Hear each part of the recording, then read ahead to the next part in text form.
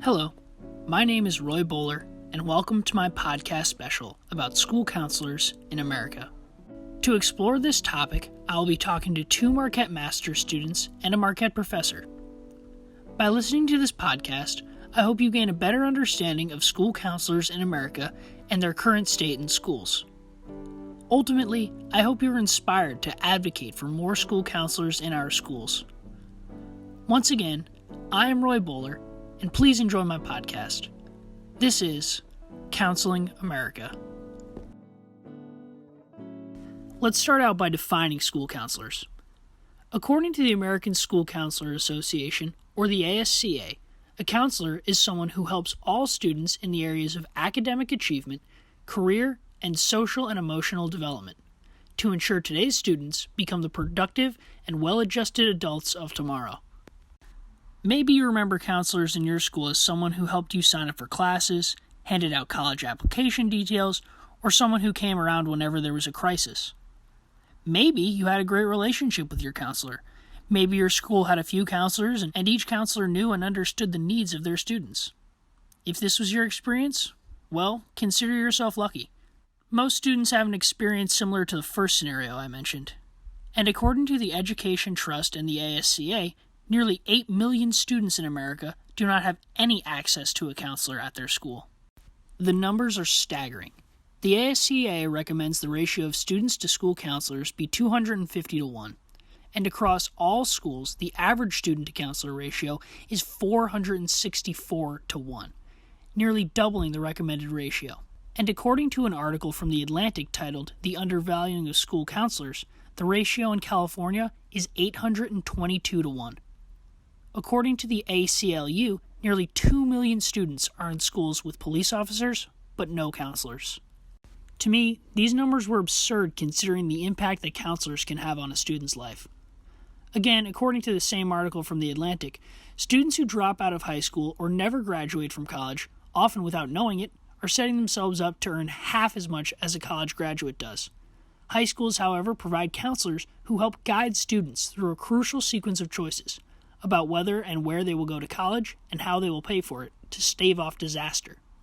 After reading all this, it was clear that the lack of counselors in schools is a real issue, and unfortunately, one that the American public does not really know about. A 2016 national survey asked the public what, if taxes were raised to improve local public schools, the money should be spent on first. Coming in last, with only 6% of the vote, was counselors. So now that you have a decent understanding of the issues at hand, let's hear from some of the experts on the topic. Hello, my name is Kennedy Summers. I am from Dixon, Illinois, and I'm currently in my second year of grad school studying to become a school counselor. My name is Max Madursky.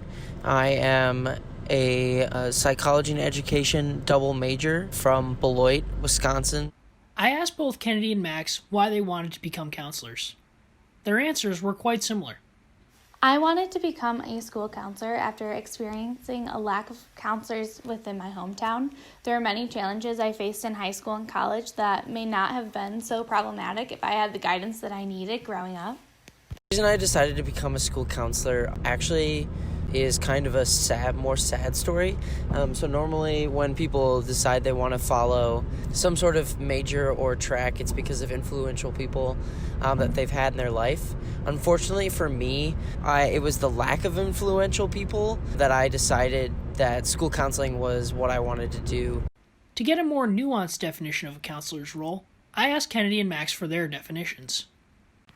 A school counselor has many roles within their schools. On the surface, we help with academics, social, emotional, and career guidance, and prepare students for their next steps in life.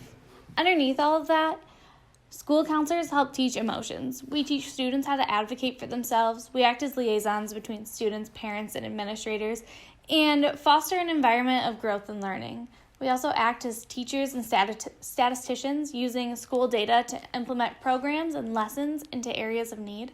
As a school counselor, your job is to work with the student, and that'll mean either working with that student one-on-one to develop emotional support, social emotional support, also mental health support as well. But it also might mean working with the student and their family to develop an kind of an education plan, or even if that student is a special needs student, a education plan that will be able to defend their rights and get them the accommodations they need to be successful in the school. We kind of smooth out that transition of making sure that they have everything they need to become the best version of themselves that they will become. I asked Max for his thoughts on the current status of counselors in schools. But there's a hard part about this, right? Yes, we're understaffed,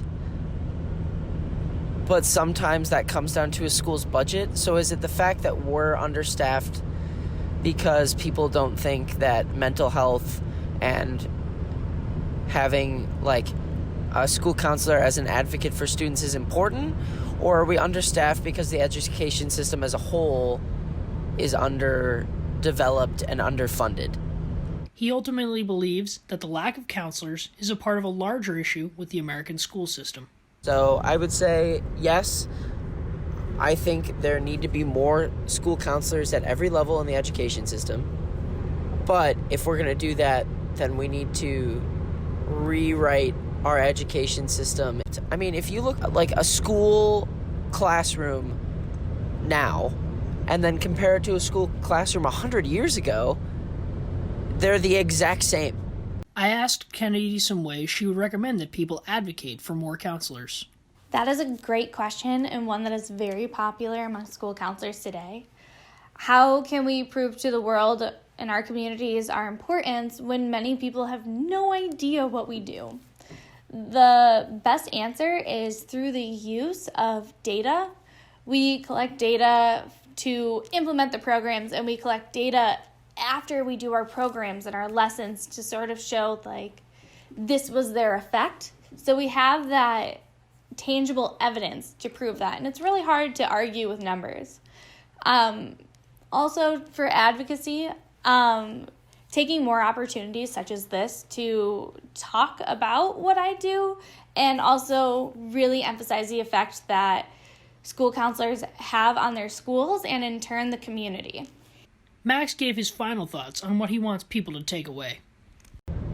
School counseling, just like teaching, just like being a principal, is all equally as important. But if we're going to view them as all equally as important, then they all equally need to be given space in the classroom, in the school, in the district, to provide the change. I also spoke with Marquette professor and graduate Dr. Ali Kriofsky-Manila to get a professional opinion on counselors. My name is Ali Kriofsky-Manila, and I am a counselor educator in the Marquette University Department of Counselor Education and Counseling Psychology. I teach our students in the master's program who are learning to be clinical mental health counselors, rehabilitation counselors, and school counselors.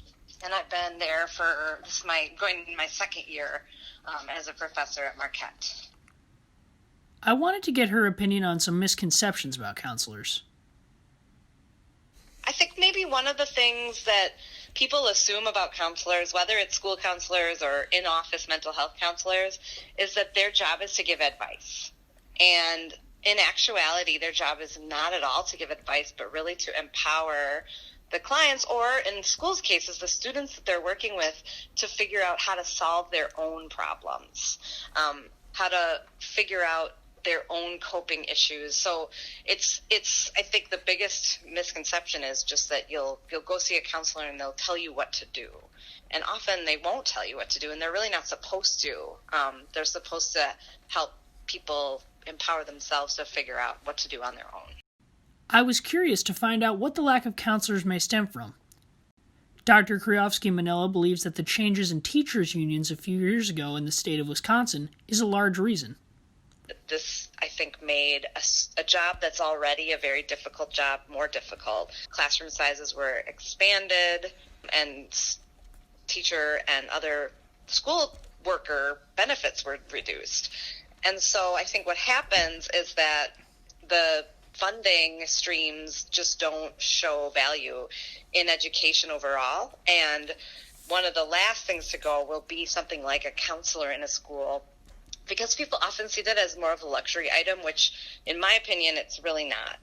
I asked Dr. Kryovsky-Manila some ways to advocate. One thing we can do at the systems level is lobby elected officials and talk about the ways in which having a school counselor could actually reduce the workload of teachers, the stress on parents and students, and really kind of, in the end, when we lobby for something, legislators want to know where the money's going to come from.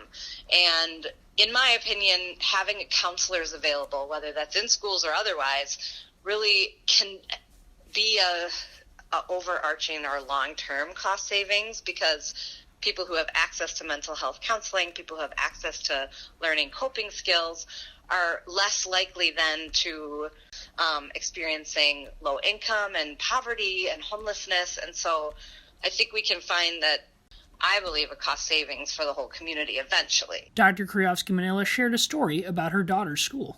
My daughter attends an elementary school which had no school counselor, and after a few years of staff turnover, because there was such a burden put on teachers and other staff to help students without proper training, the school decided to invest in a school counselor, and it's made a huge difference in school turnover rates. Teachers are staying longer, students have a place to go.